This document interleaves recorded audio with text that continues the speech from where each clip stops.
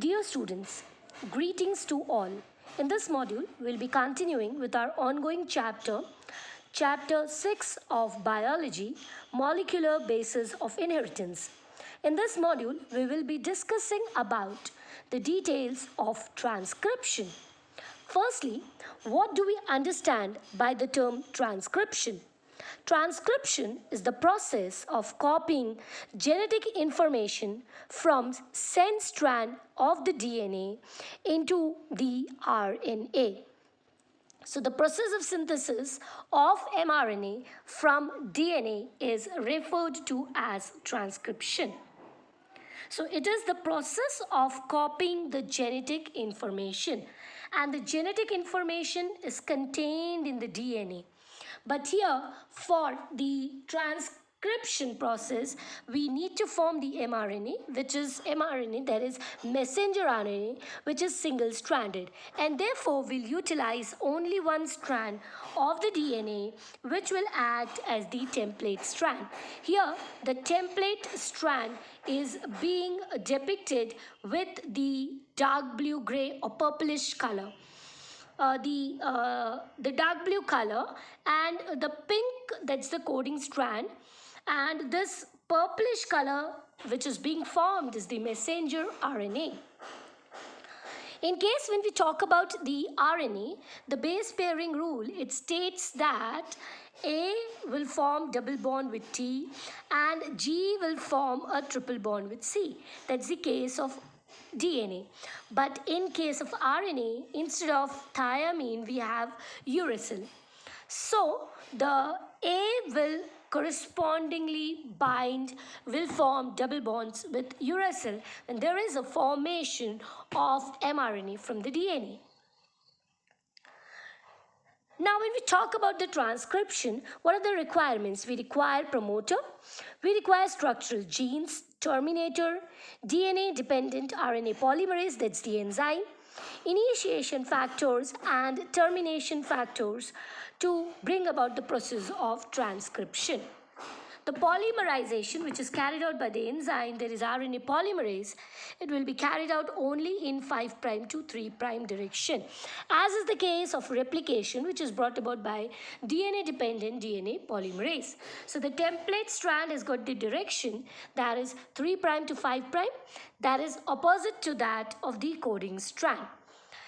Now, when we talk about the coding strand, that is not required, is not used, and it is non-template, and it is the same strand. It just has got the sequence similar to that of the mRNA, and therefore it is called as the coding strand. Otherwise, it does not code for anything. Now, talking about the transcription, both the strands, they are not copied. This is because the mRNA needs to get translated into proteins. That is, it needs to prepare a polypeptide chain. And if there are two mRNA which are being formed on the two DNA, that would make the process a very hefty one. And the two RNAs, they can get coiled up together. That will annihilate or stop the process of formation of the protein chain. Now, the code of protein is different in both strands, and that would complicate the process of translation. And therefore, two RNA molecules, they are not produced simultaneously, because then they would be complementary to each other and they would form the double-stranded RNA that would prevent the translation or the formation of the polypeptide. This can be very clearly understood with the help of diagrammatic representation. This is the template strand. The direction is 3' to 5'.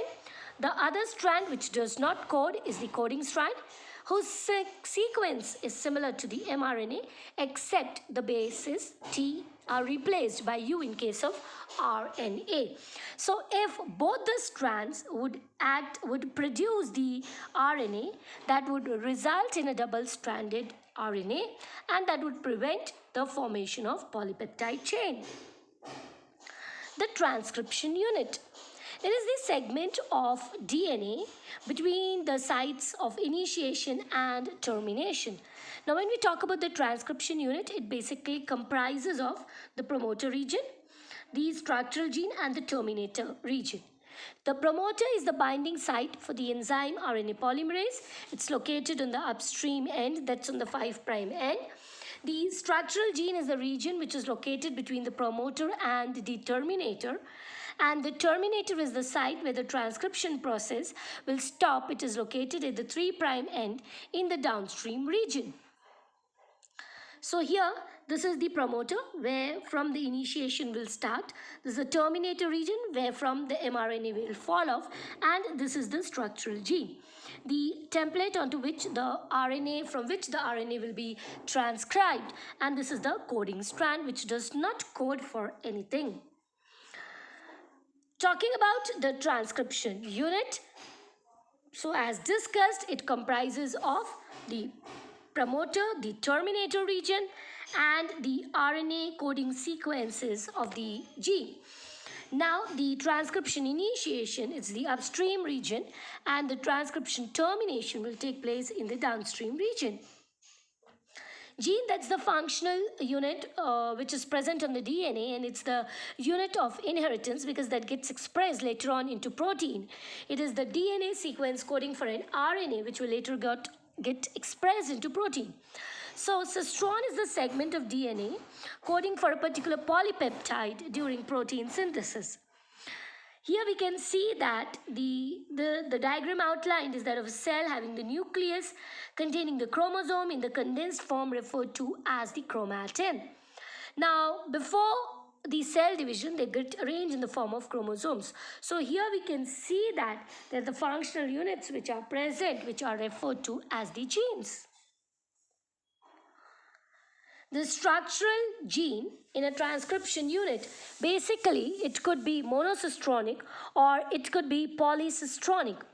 Monocistronic structural gene, that means the split genes, they are found in eukaryotes, where the RNA comprises of both the introns and the exons. So introns are the intervening sequence, they do not get expressed, whereas the exons are the expressed sequences, they code for the polypeptide. And these exons, they appear in the processed mRNA, whereas the introns, they are spliced.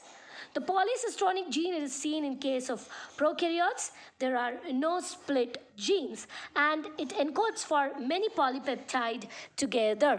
So when we talk about the monocistronic structural genes in eukaryotes, they have interrupted coding sequences. So the structural gene of transcription unit is monocistronic. That means forming or expressing for a single polypeptide. In bacteria, that is prokaryotes, the synthesis of all RNA is catalyzed by just one single RNA polymerase, DNA-dependent RNA polymerase. Transcription involves 3 steps: initiation, elongation, and termination. So the initiation, it starts with, in prokaryotes, when we talk about all the 3 types of RNAs, M, T, and rRNA, is catalyzed by single DNA-dependent RNA polymerase. The RNA polymerase, as we can see here, it binds to the promoter region and initiates the transcription, the process referred to as initiation. It will use the ribonucleoside triphosphate as the substrate so as to polymerize the DNA template according to the rule of DNA-based pairing and complementarity.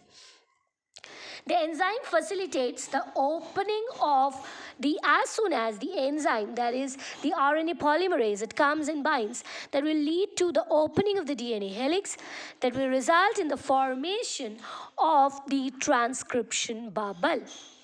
And thus the mRNA chain will keep on getting elongated, and the bubble, it will reach at the end where there is the termination zone, the region of termination. The nascent RNA along with the RNA polymerase will fall off, and this would bring the termination of transcription in case of prokaryotes. So the initiation is brought about by binding of the sigma factor, which is a part of the holoenzyme. And here the termination is brought about by the binding of Rho factor. So RNA polymerase is just capable of catalyzing the elongation process.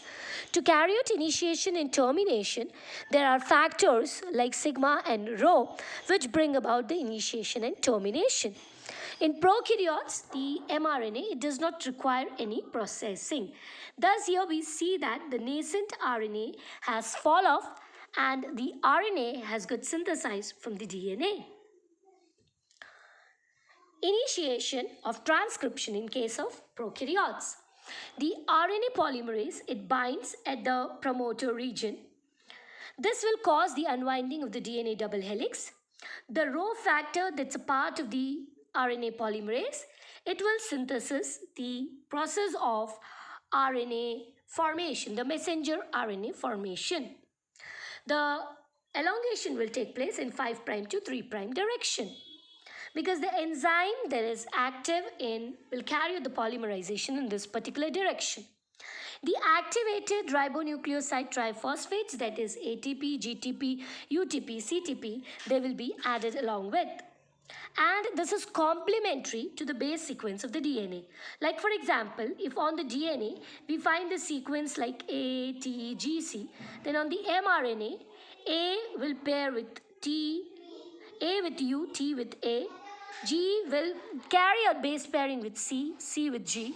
Similarly, the mRNA will get transcribed depending upon the nucleotide bases present on the template. The termination is brought about by the factor, that is the Rho factor, that will bind to the RNA polymerase and it will bring about the termination of transcription.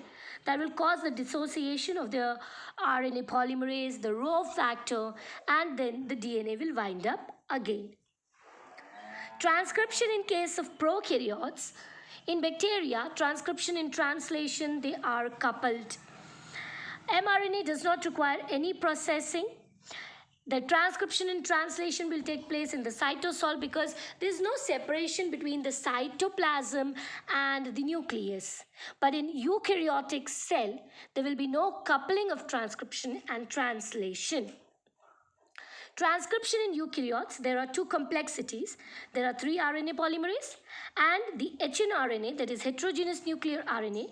It comprises of the coding sequence, that is exons, and the introns, which are the non-coding sequences or the non-functional sequences which are present in the transcript. The 3 RNA polymerases of eukaryotes, they are Pol1, Pol2 and Pol3. Pol1, it transcribes the rRNA, that is 28S, 18S and 5.8S. Whereas Pol2 synthesizes hnRNA, Pol3 synthesizes tRNA, 5S rRNA and small nuclear RNAs.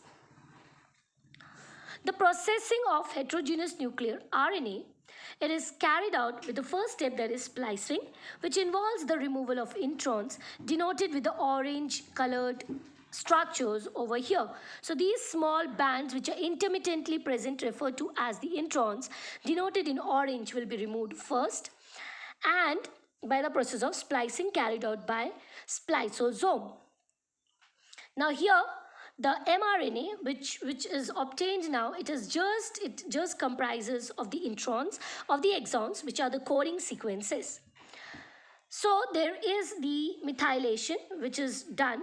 The methyl guanosine triphosphate, it gets added at 5' end. That is the capping, and the tailing involves addition of poly A adenylated residues, that is 200 to 300, addition of those residues at the 3' end. That will help to distinguish between the processed mRNA and the other RNA which are lying freely in the cytosol. So this capping and tailing will help in the identification of the mRNA so that this RNA will only get translated into proteins. In this module, we had carried out a detailed discussion on transcription in prokaryotes as well as eukaryotes. Hopefully, you must have garnered all the concepts thoroughly. Thank you for being a patient listener.